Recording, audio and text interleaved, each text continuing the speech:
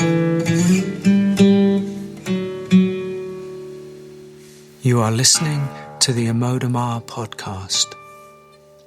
In this series, Amoda explores her essential teaching through conversation and excerpts from interviews and events. To find out more about events and to sign up for her newsletter, go to www.amodamaa.com. Please subscribe, comment and share if this podcast moves you. And if you feel called to donate, please go to the website. Thanks for listening, and we hope you enjoy. Greetings, one and all, and welcome back to another podcast with Amoda Maa. My name is Kavi, if you don't know that already, and I often join Amoda to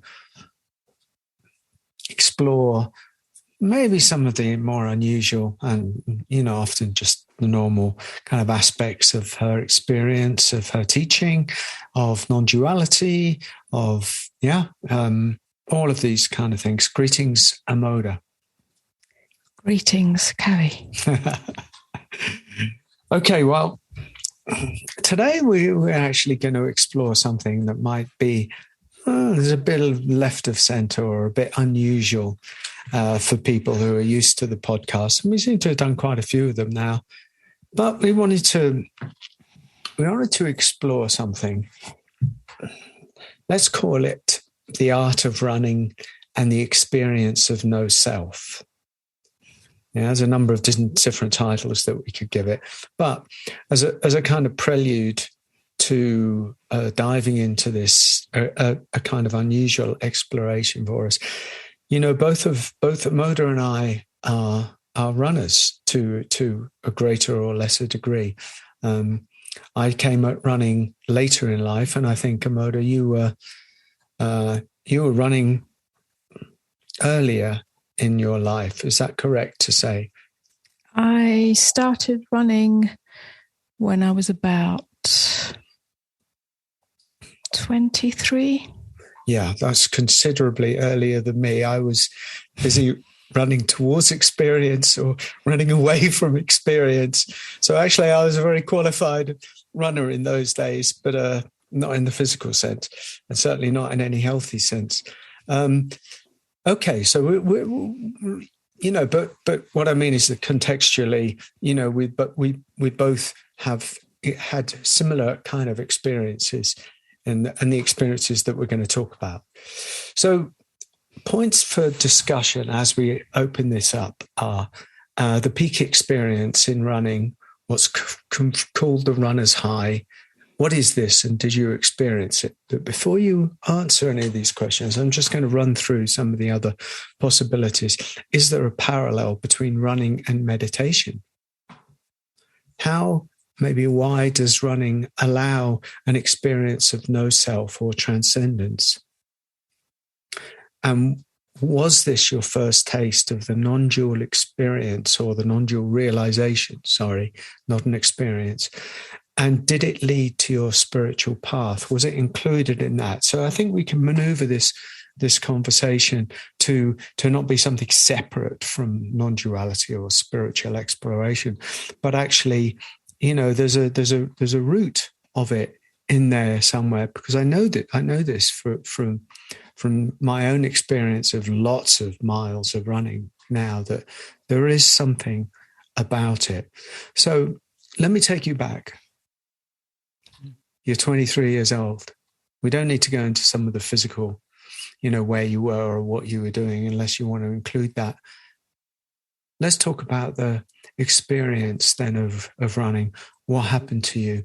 Why is this conversation on the table now, 20, 30, 40, quite a lot of years later? I stop at 40. Yeah, I know. Well, I'm talking to 40 years later. Don't mention the age. Yeah, good. Yes, it is somewhat left of center, and it's certainly, I think this conversation is not intended to be a sort of formula or teaching in any way. It's really I think this conversation has arisen because actually it was a very large part of my life and still is in some ways, not the same as it was. And we'll look at that. But it was very much a part of my life. And it was actually inadvertently and at the time, unbeknownst to me, it's only in retrospect, the beginning or the foundation for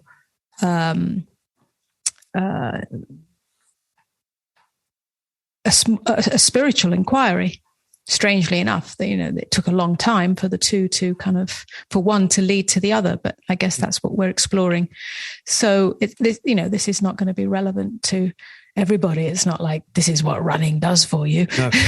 And in a sense, it's actually in many ways not really about running. Not really, no. I mean, no, exactly. It's not about running. And the experience that we're talking about, if that's a useful word, is that going to be applicable to other modalities of, let's say, exercise, skiing?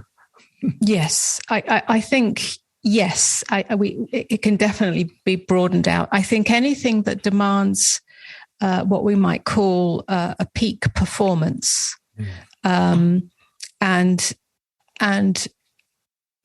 I think something that is repetitive.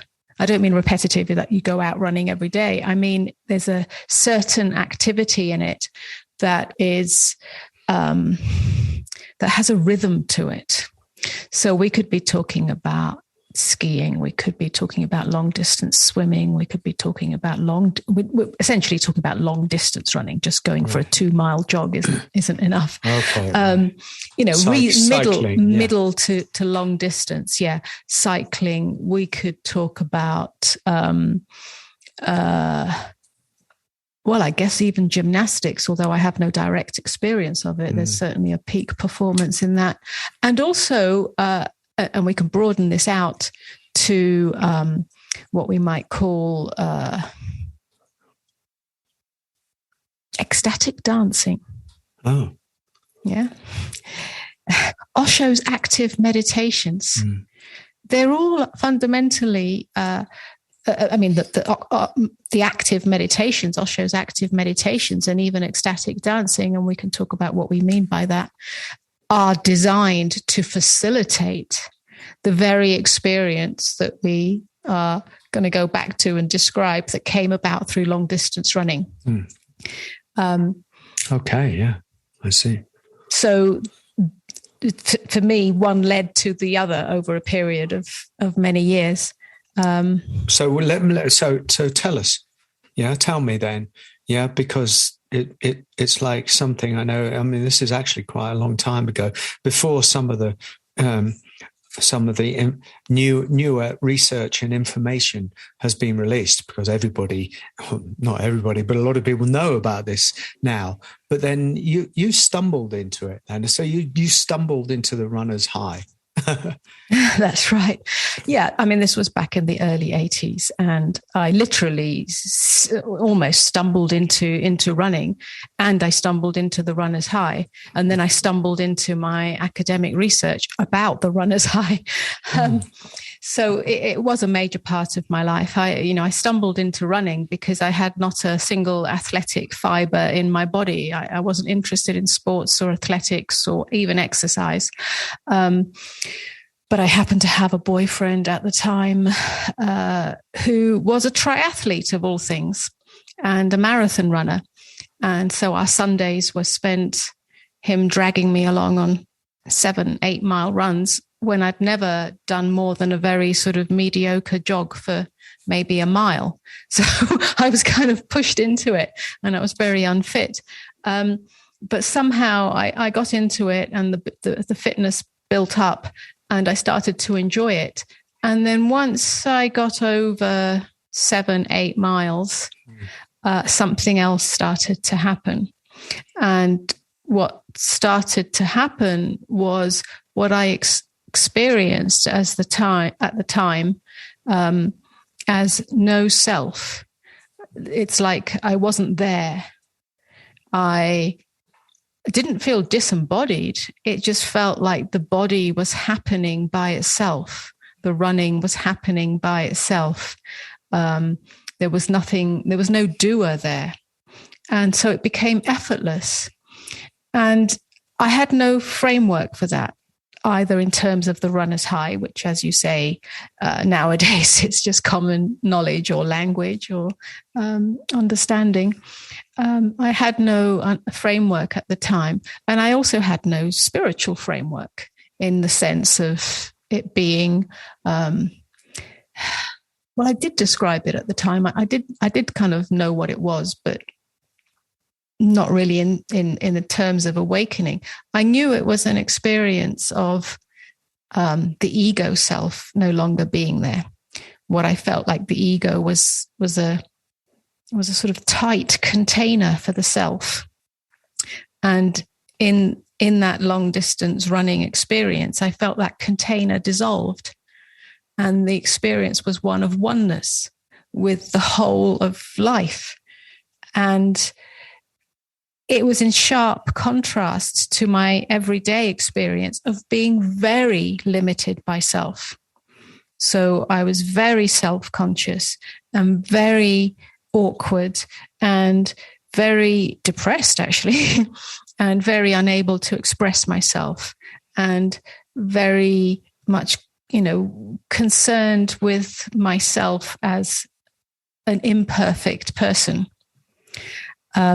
So the contrast between that everyday experience, which I didn't know anything other than that, and then this freedom where there was no self there. It's like I'd broken out of the confines of some, I guess, mental construct about myself, was incredibly powerful.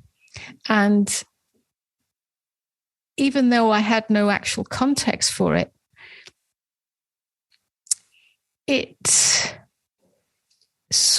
led me directly to do research on it. Oh. I was at university at the time, and I was wanting to do a PhD. I didn't really know in which direction the PhD would go, but this was it. It suddenly hit me that this was a transcendence of the ordinary egoic state. And somehow the running, maybe it was the breath, the repetitive breath, maybe it was something else, I didn't know what the mechanism was, triggered it or catalyzed it or facilitated it. And I wanted to know what that was.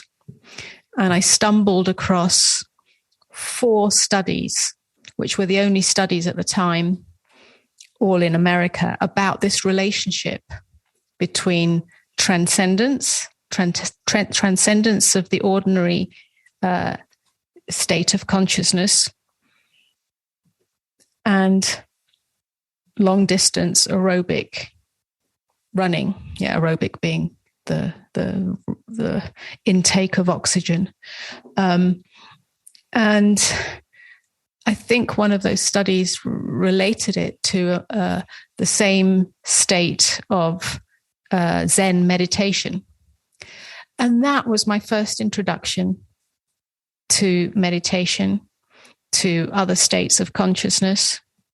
And so I did follow that up with my PhD, which was a disaster, but for other reasons. But it did, through that investigation, lead me to meditation. So there was a direct correlation. Looking back on it, it was a glimpse of no self, and also a very visceral experience of oneness, like the boundary between me and the world, me and the existence had dissolved. So it did have a very, I guess, you could say, spiritual quality to it. It had and this happened several times. It wasn't once.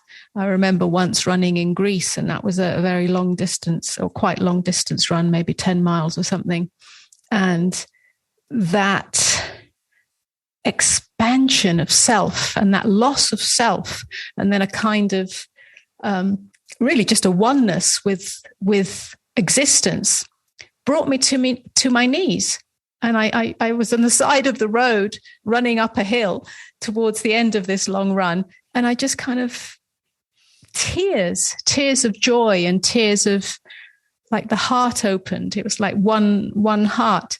So it was a very spiritual experience. Again, I wasn't following spirituality or having a spiritual practice, but eventually that led me to meditation. Did you have any prior? You were about 23. Did you have any prior sort of experiences in life, of a kind of spirituality or of oneness? And I don't just mean as a baby. I mean as a, yeah, I mean something for you to, because what you're describing is quite sudden in a way, or unusual or unexpected. But you were there was a certain preparedness for it. No. Or curiosity about it. Well, in terms of experiences, no, it comes completely out of the blue. Completely out of the blue. This took place several years, I think. I mean, it was a long time ago, but it was definitely, yes, it was. It was several years before any experimentation with psychedelic substances, which brought about the same experience, similar experience, certainly the same glimpse. So it was a long time before that. The closest to it was the experience around the age of 10, 11, 12 of falling asleep. And just at the point of falling asleep, having a very visceral sense of being the tiniest speck. As I fell asleep, it's like the self became smaller and smaller and smaller till it was a pinprick in the vastness of emptiness. Emptiness being the sleep state, where the self disappears. And I would catch myself at that moment because a great terror would arise, like I was becoming nothing and dissolving into the great nothingness. And I would jump out of that quite terrorized. And that would happen, frequently around that age. Of course, I had absolutely no context for it. And then nothing for years until that running experience. So how come you noticed it? As opposed to who you noticed? Well, I'm going to ask about, did you discuss it with your partner? Oh, I see. Well, why didn't he notice it? Well, he didn't notice it in me. He did? No. See, what I'm trying to say is I know something about you, and I know how, although I didn't know you then, I know how squeezed you were. It was quite a Sylvia Plath-like bell jar sense of the tight self that you were living in, existing in unhappiness. There was the suicidal tendencies, the muteness, all of this kind of stuff. And if one thinks about that, then then suddenly almost you're experiencing this, which is, even though it's strong, it's still actually quite subtle. Yeah, so here you are, Amoda, you've gone from one state of tightness, suddenly you're jettisoned and transported almost into this other state of consciousness. And I'm wondering whether it's almost the contrast that actually,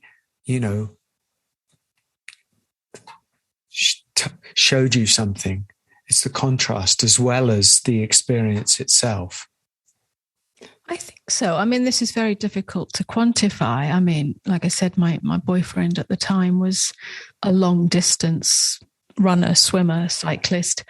I think he experienced the runner's high or peak performance high. Absolutely. That's why he loved it so much. And, but it didn't mean anything in a way to him. It was just I think high. That's what you're saying. Yeah. It is. Yeah. I think so. Yeah. I think for me, it was such a stark contrast between self and no self.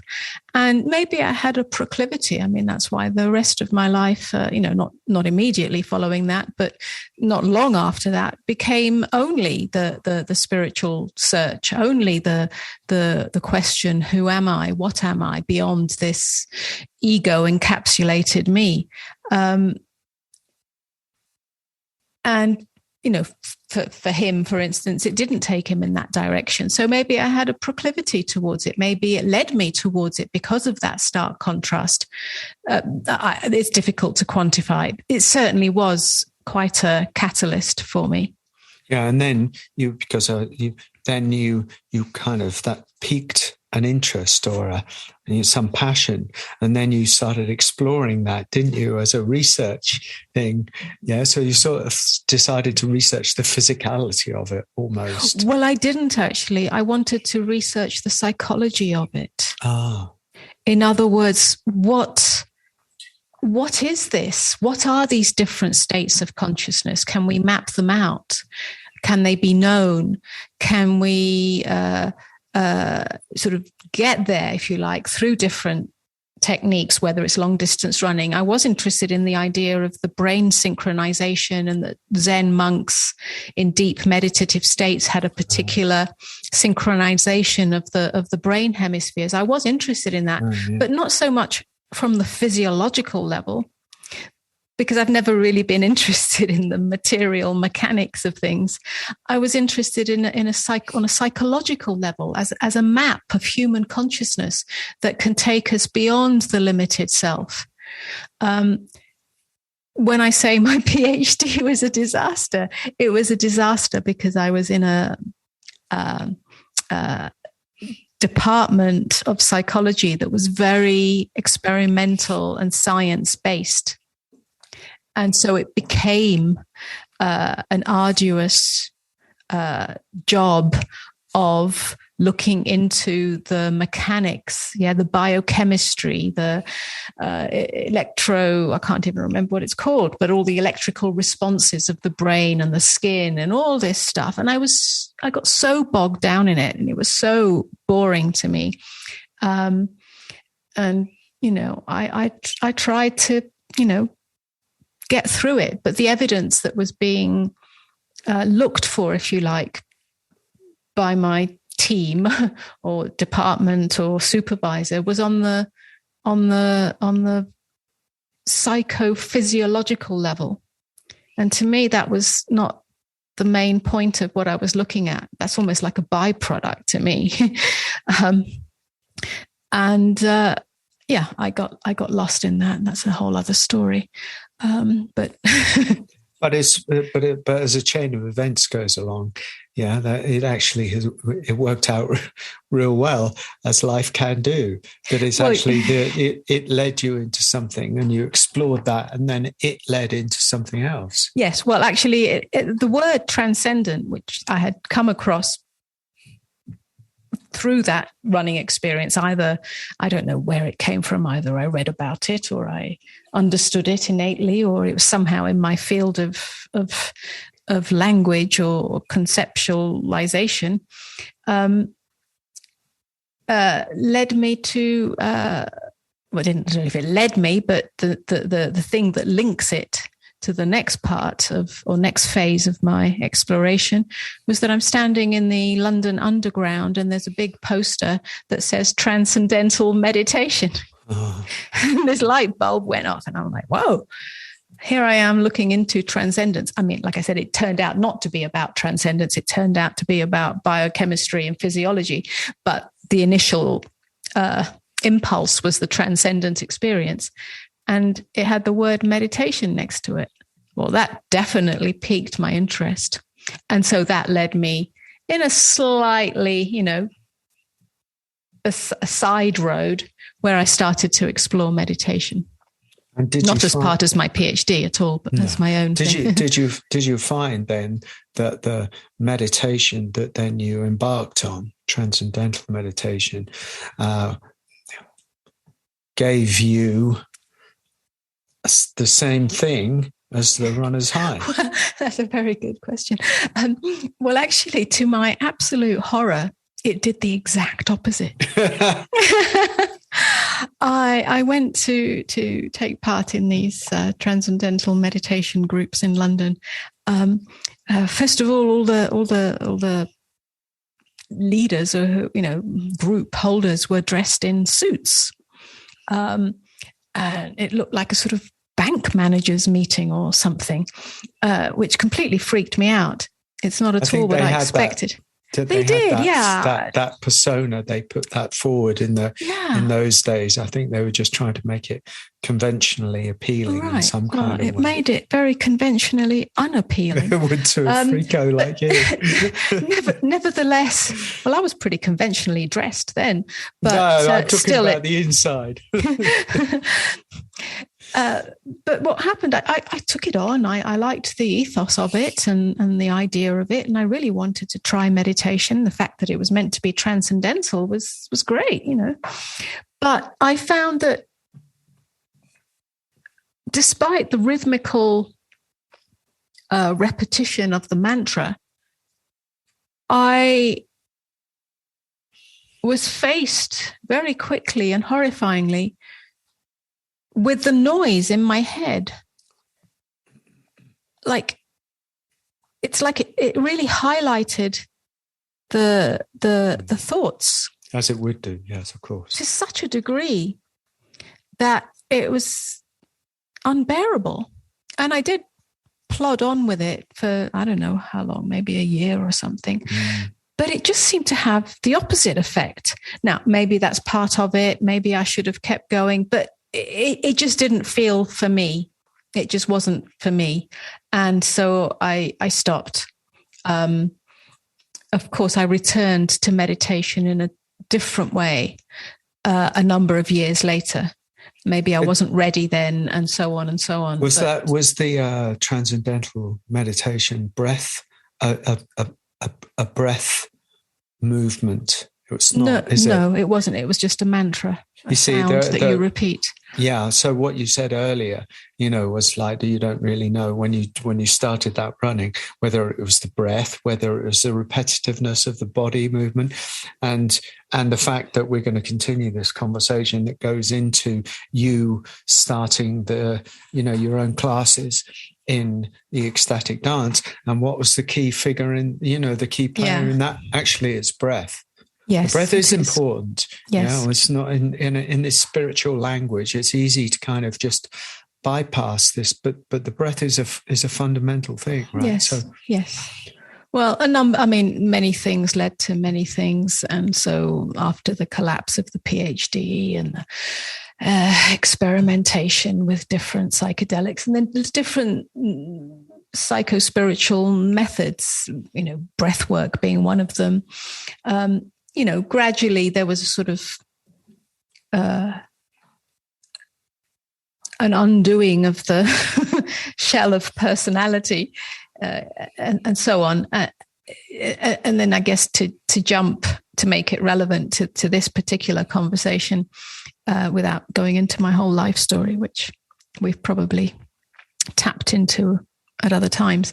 But yes, it eventually, I sort of returned to, from a very different perspective, to rhythmical movement, rhythmical breath, and rhythmical sound. Well, I just realized that that's actually the three things: running, sort of loosely the rhythmical sound of TM, and rhythmical breathing. Which I'd specifically and powerfully and potently experienced through rebirthing. I remember standing on a hill at some point. This is, as I say, quite some time after the PhD and after the TM and after having been on a path of exploration, self-exploration, spiritual exploration, and so on. And the three things came together somehow. And I just intuitively, not necessarily scientifically, but intuitively felt there was something in that would, those three rhythms, when they're brought together, could facilitate what I would call an ecstatic experience. The true meaning of ecstasy, meaning standing outside of yourself. Again, not standing outside of yourself as a disembodied entity, but expanding that tight shell of self. And I intuitively developed a method and then found correlates to that, correlates through shamanic dancing, trance dance, which is done with the breath and blindfold and drum. And then having gone to India and experienced Osho's active meditations, Sufi whirling, shaking meditation, which is really an ancient Qigong technique. And it was like the pieces were coming together. There were all these correlates that actually this is a very natural, ancient experience that has appeared in many forms through many cultures and many traditions as a way of transcending the self. I mean, Sufi whirling, you end up with this sense that there's no doer. Yeah. There's no doer. It's being done by itself, and it becomes very divine. There's a palpable sense of godness, yeah, doing this through you. And that was present during your initial running experience. Yes. So it all sort of made sense. Now, of course, these are experiences rather than abiding states. I was going to ask, do you think, just cutting to contemporary life now as a teacher that you are, that actually doesn't do that? We dropped the body is the gateway of giving an experience. So now there isn't that. You don't do that. And do you find, that the non-duality, for the non-dual scene, for instance, lacks for some of that? I don't mean as because what you've said is that you have a glimpse in some of these experiences. It's not perennial. It is not abiding in a sense. It opens the door. You have a look out. It's like, wow, that's an unusual. It gives a visceral experience, but visceral experiences shouldn't be undervalued. It's a taste. It's a good taste, and it's a taste that can, give you a context, for instance. So, is it missed a bit? This is a nuanced question with a nuanced answer, if you like, in the sense that having worked with so many people over the years, I would say hundreds, even, maybe touching on the thousands, through the ecstatic dance, through the breath work, through the active meditations, and then working more directly, or not more directly, totally directly through inquiry, dialogue, and so on. I would say that it seems that there's no set formula. You can have a very powerful visceral experience, and yet there's something in the self that wants to keep going back to that visceral experience and becomes in some ways, if you like, addicted to that visceral experience, takes ownership of that visceral experience. And yet in the rest of life, there's no genuine inquiry into who am I, and living from that true realization, which is not an experience that comes and goes. So that's one side of it. The other side of it is that there are some individuals where you can, if you like, dialogue and bring genuine inquiry to the conversation, and still there's no energetic dissolvement of the self. And so a visceral experience might be helpful to get that glimpse, to get that template, to know that there is another reality, if you like, or state of consciousness in which the self is not primary. Yeah. So it's very individual. Yeah. I think, it can be one or the other or both or a blend. There's no cause and effect really. I have noticed, with some people that we've worked with, who have, for instance, have had experiences of psychedelics, not necessarily good experiences, but experiences nevertheless, have maybe they've had their door opened a little bit, but again, not necessarily. Yeah, not. Is it helpful or is it not helpful? Like you say, it's a kind of moot point, really, isn't it? There's such a tendency for the acquisitive mind to look for experiences. So even in meditation, and I've seen that with long-time meditators. Yes, of course, yeah. That meditation, especially long-time meditation, years and years of Zen practice or whatever it might be, really reveal an inner silence, the ground of being, the emptiness. And even then, there's a subtle acquisition of that, a yearning for that, a wanting to recreate that experience.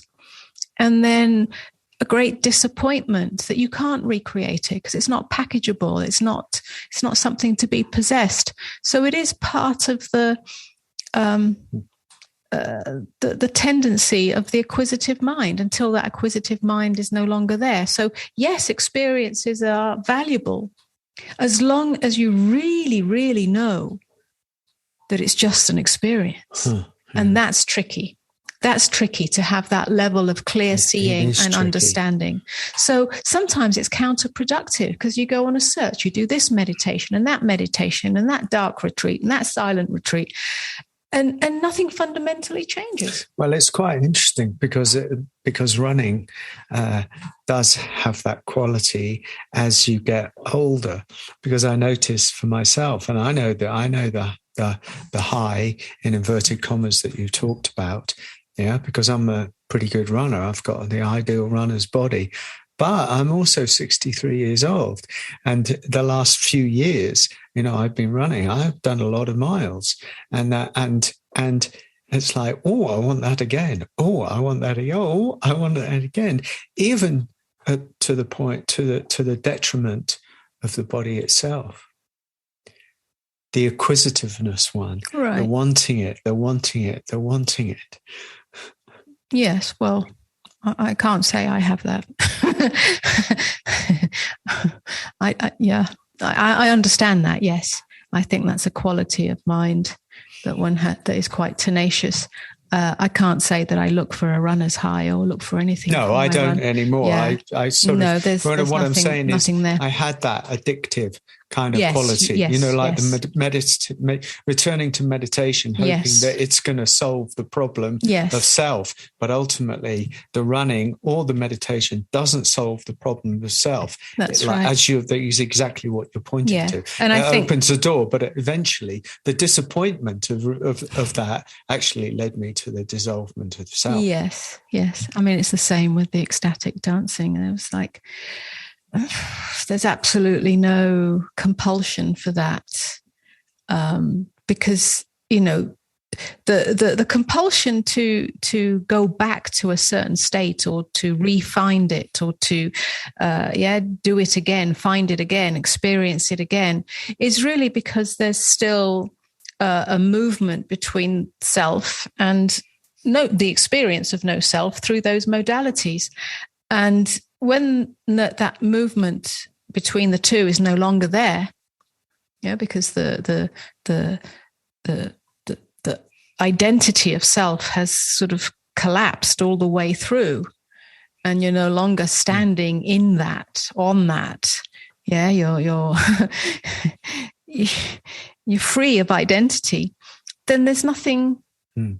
to look for. The contrast between the two is no longer ecstatic. And that's quite that is actually what we were discussing really with Paul today, was the end of the reward mentality mechanism, because then you simply do what you do for its own sake. And so you do the running, and I do the running now for its own sake, just for nothing up ahead, really. And then meditation. I mean, we don't do meditation, but if perchance of an evening we sit and fall into silence that has a meditative quality, well, there it is. It's like there's nothing to be gained from it, in a sense. Yes. And I think you had, you see, sorry, but I think you had that experience early on. I think maybe you were blessed with that. You weren't trying to, particularly after your experience with transcendental meditation, where you did try to pursue it, where you did have a goal, in a sense, and that was thrown back in your face. And so you gave up goal-oriented for what? Life. Yeah, it was the beginning of undoing that. I mean, it still had some attempt to find and remain in some state of peace. Yeah. Yes, I mean, it becomes subtle, doesn't it? Even in the subtleties of meditation, without a reward up ahead, the reward being enlightenment. I didn't have that reward up ahead in terms of enlightenment, but during the meditation practice, there's still a subtle sort of wanting to be in the silence with nothing obstructing it or occluding it, and then coming out of the meditation where there is a sense of openness or peace or unboundedness. And then as life, is every day is want to do everyday life, you have a feeling, there's another feeling that comes. It may be slight irritation at something that's happening, crossing the road, or the scrabbling back of the self. And then one's disappointed and thinks, well, it's very subtle. I mean, you're not, to actually see this mechanism playing out requires a lot of clarity, and that comes with time. It does, yeah. But I saw even when I wasn't looking for a reward system up ahead, I saw that subtle mechanism through my meditation practice and then my everyday life, that if I was feeling calm or joy or peace with with everything, and maybe even love, that's fine. And then some irritation would show up, or maybe some melancholy, or maybe some, I don't know, whatever it might be, some kind of cloud. And there would be this very subtle narrative that said, you're not good enough. You're not good enough. You're not perfect enough yet. You're not loved enough. Life doesn't love you enough to give you the good experience all the time.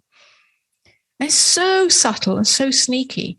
And it's only when I started to see that I could surrender even that identity, that craving.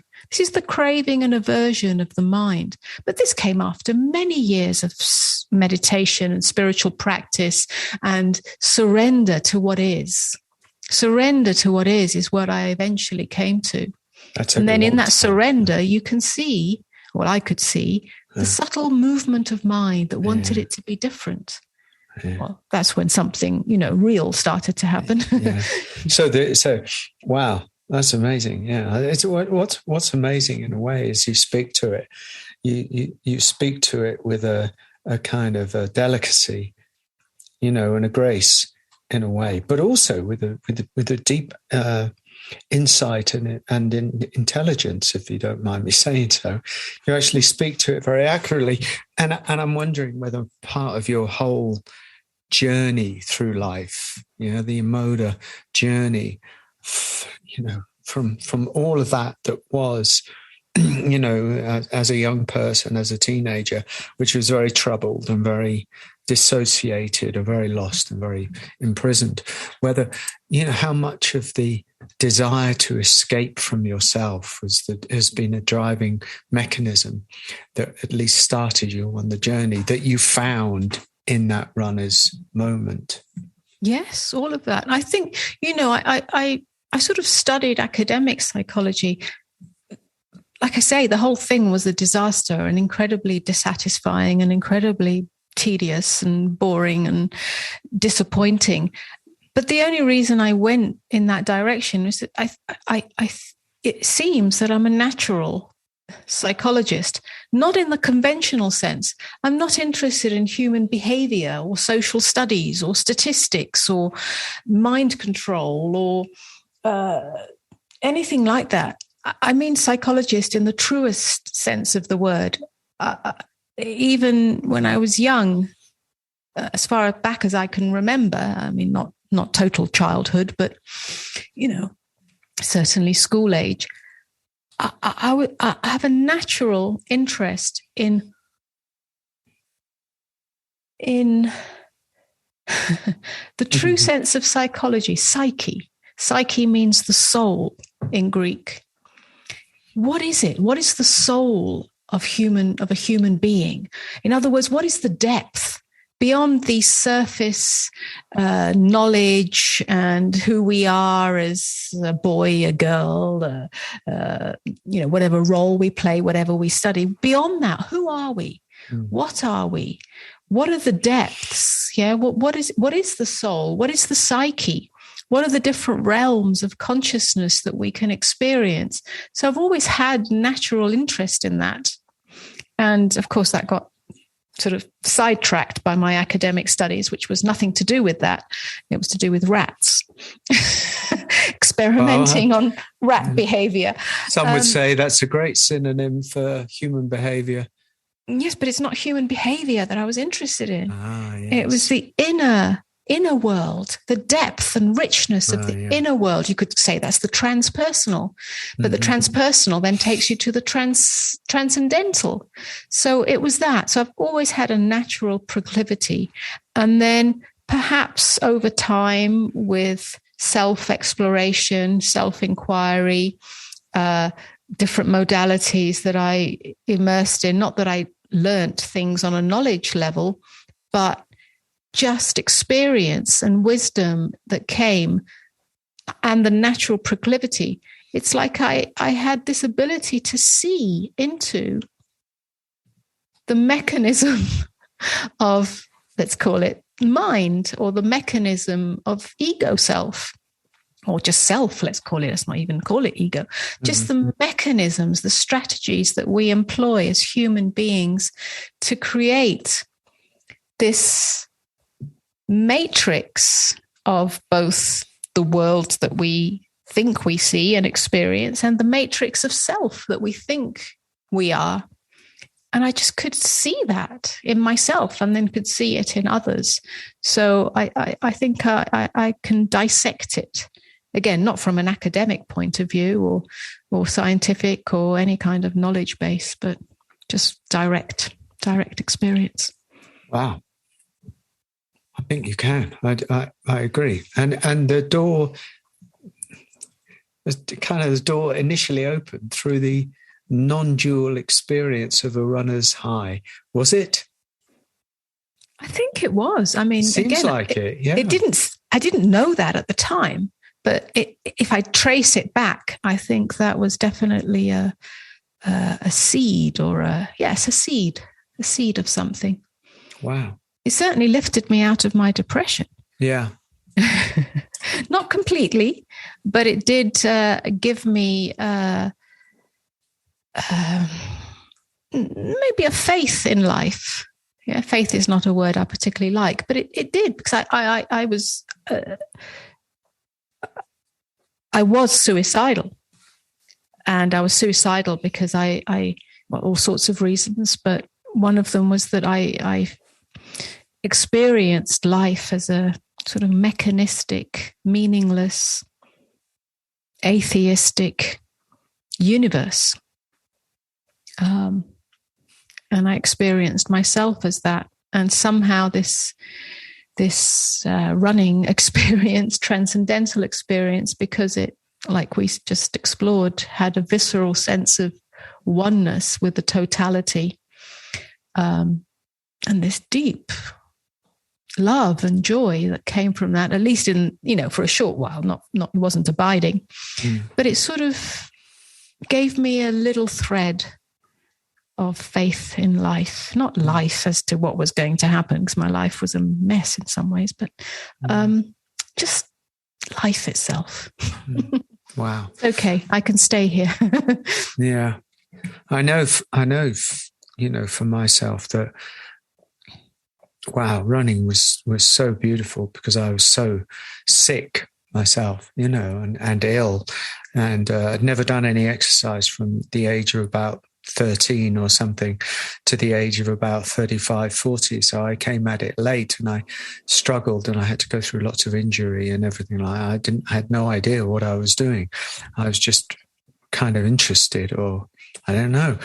And then after 10 years or something of doing that, I kind of got lighter and lighter and lighter. And when I, had some experiences of running where it was just like, there's just emptiness. Mm-hmm. Just such a relief of emptiness that I never, ever wanted to stop. And I lost myself. I sort of lost, that's what you're talking about. And I lost myself. And it wasn't as if there was any high. It's just that I got lost in it. And for a moment or two or three, it used to last me only a minute of that kind of sense, that actually just for 1 minute there'd be a freedom that had no Kavi in it, that had no mind going on. And sure enough, when I got home and I'd be tired or thing like, then the mechanism would kind of start up again, whether it was a good run or a bad run or what's for breakfast or what am I, any kind of neurotic thing. And so I realized that, it was helpful, because I really did feel a certain peace, but I also started to realize the temporary nature of experience. Yeah, that it came. Oh, and there it goes again. Is there anything else? Yeah. Or just acceptance, or just accepting that it was like that. And I know that running made a lot of difference, really made a lot of difference to my life. This is not this has not been a conversation about running such. No, yeah. I've got nothing to say really about running itself. No. It's like there's a kind of question that arises in myself. It's like, why are we still running when there isn't a runner's high anymore? And, we're not looking for anything from it. And I don't know, it's sort of two things I would say. One is it's become like brushing my teeth. I've been doing it for so long that it's natural. It's it's not something to think about or worry about or, try and achieve anything. So that's one thing. On the other hand, it can be picked up and put down. We're not running every day like we used to, perhaps. I used to train and run long distances on Sundays, and there was a great joy in that, but there was also a kind of focus. There's nothing like that now. It's just sort of maybe 2 or 3 times a week. And if it's not happening, it's not happening. Of course, there's a consistency, because there's a functional side to it. If you stop running and for a long period of time, then and nothing else is happening on a sort of physiological level, it's going to be hard to pick it up again. So it is a bit like brushing your teeth. Yeah. But it's not got any training in it or any performance attitude towards it. It's just natural. The body loves it. The body loves to move. Certainly not 10 miles like it used to, but a few miles here and there at a, slowish pace, relaxed pace. Who cares? It's wonderful. It's wonderful. It's just like a horse galloping. Why not? There is a certain delight in it. And I must say that when it comes to, because I get up so incredibly early sometimes, sneaking out at 4 or 5 o'clock in the morning and having a run in the darkness and the tranquility and the peace is like, wow, that's such a joy. Me too. I'm out at 5:30 in the morning when it's not freezing. And yes, it's just that silence and just being in the solitude and, breeze in your hair, and everything's just loose and free, hopefully. and it's lovely. Yeah, it's lovely. Okay, I think we've used up enough of our quota. I hope that was entertaining. Maybe perhaps more than entertaining, informative in some way. Little glimpse behind the scenes. Yeah. Well, yeah. I mean, it was nice to speak about it, to include all things. We don't often speak about the body. I know we're not speaking about the body, but yeah. I don't think we mentioned the body once. It all happens with the body. Not much happens without one. But thank you, Amoda. And thank you, everybody, for listening. Tune in. We'll do something again soon. Hopefully, Amoda will have another podcast guest at some point.